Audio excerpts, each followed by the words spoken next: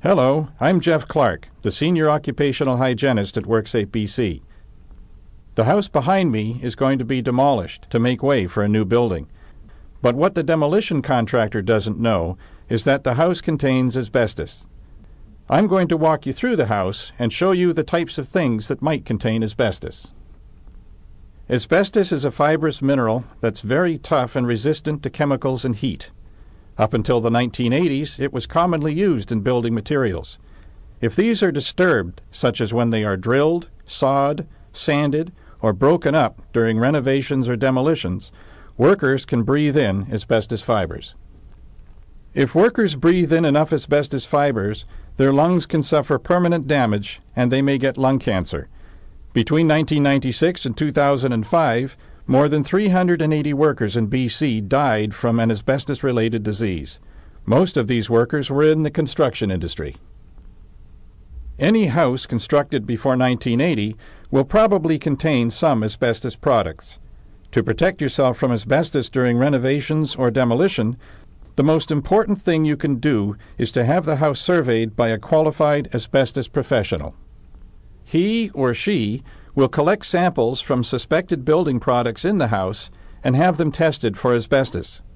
Building materials that do contain asbestos can look identical to materials that don't.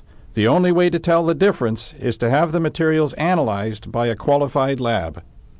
In some houses, the asbestos-containing materials can be in poor condition and can pose a risk to the person collecting the samples. This house was vandalized by people looking for scrap metal like copper piping. Both plaster and drywall can contain asbestos. The house had plaster and drywall upstairs and just drywall downstairs. Asbestos-containing drywall filler, or mud, is very common in houses constructed before 1990. The mud is a finishing coat that's normally applied to the seams, nail or screw holes, and edges before a wall is painted. Ceilings with sprayed-on texturing may also contain asbestos. Many flooring materials contain asbestos. Older homes may have several layers of flooring. Here there are 2 layers of vinyl sheet flooring on top of a layer of vinyl floor tile. In this case, both flooring types contained asbestos.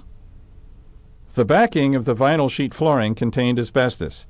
Asbestos was also encased within the vinyl floor tile. Here is a clearer example of asbestos-containing vinyl floor tile from another house. Fireplaces may contain asbestos boards or pads below the mantel or hidden at the back of the fireplace.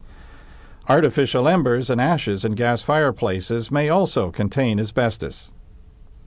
Houses can be heated by a furnace or boiler, and this equipment, especially older boilers, may be insulated with asbestos. Seams in metal ducting are often covered with asbestos tape. Ducts and piping may also be wrapped in asbestos insulation. These photos are examples from other houses.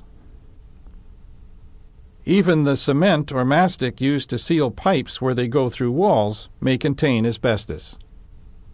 The walls of the furnace room in this house are covered with asbestos cement board, also known as transite. Most attics in BC are insulated, and this insulation may contain asbestos. Sometimes there's more than one layer of insulation. Here, pink fiberglass insulation is on top, and a loose insulation is beneath. Loose insulation, particularly vermiculite, may contain asbestos. You can see the asbestos fibers in this vermiculite sample that's under a microscope. Even the outside of the house should be checked for asbestos products, including the putty around older windows. Although it was not found on this house, asbestos cement siding was a commonly used material. Asbestos is also found in various roofing materials, including asphalt roofing paper and asphalt shingles. Concrete block walls are hollow, and the spaces may have been filled with the same type of asbestos-containing vermiculite insulation you could find in an attic. For your safety, any asbestos-containing materials that are found during a worksite survey must be removed by workers who are trained in asbestos removal and wear protective clothing and a respirator. Unless you're properly trained, don't try it yourself. This contractor was lucky. Only the flooring and the cement board and mastic in the furnace room contained asbestos. These materials can easily be removed by trained professionals. Before you work on a house, ask if it has been properly surveyed for asbestos. Take care, and thanks for watching.